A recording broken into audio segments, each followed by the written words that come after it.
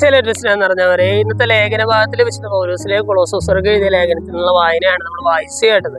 ഇവിടെ പൗലോസിലെ പറയുകയാണ്, നിങ്ങളെ കുറിച്ചുള്ള ക്ലേശങ്ങളിൽ ഞാൻ അഭിമാനിക്കുന്നു, അല്ലെങ്കിൽ ഞാൻ സന്തോഷിക്കുന്നു എന്ന് പറയുകയാണ്.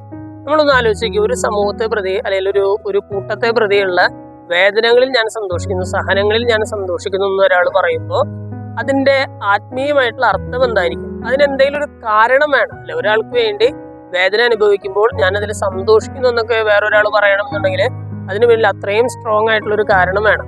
കാരണം പൗലോസിലൂടെ പറയുകയാണ്, ഇതെന്റെ ദൗത്യമാണ്. കാരണം എന്താണ്?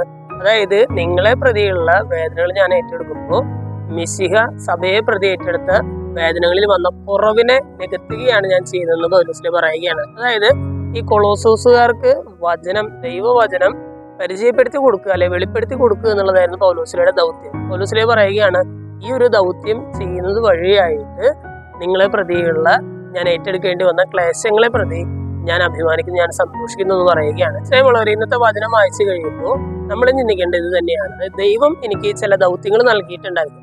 ആ ദൗത്യങ്ങൾ ഏറ്റെടുക്കേണ്ടി വരുമ്പോൾ ആ ദൗത്യത്തെ പ്രതി ഞാൻ ഏറ്റെടുക്കേണ്ടി വരുന്ന സഹനങ്ങളെ ദൈവത്തിന്റെ സഹനത്തോട് ചേർത്ത് വെക്കാനായിട്ട് എനിക്ക് സാധിക്കുന്നുണ്ട്.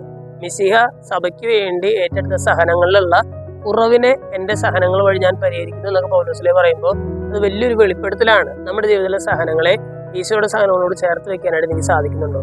അതിനുള്ള ഒരു കൃപയ്ക്കായിട്ട് നമുക്ക് പ്രാർത്ഥിക്കാം. ദൈവം നമ്മെല്ലാവരെയും സമൃദ്ധമായിട്ട്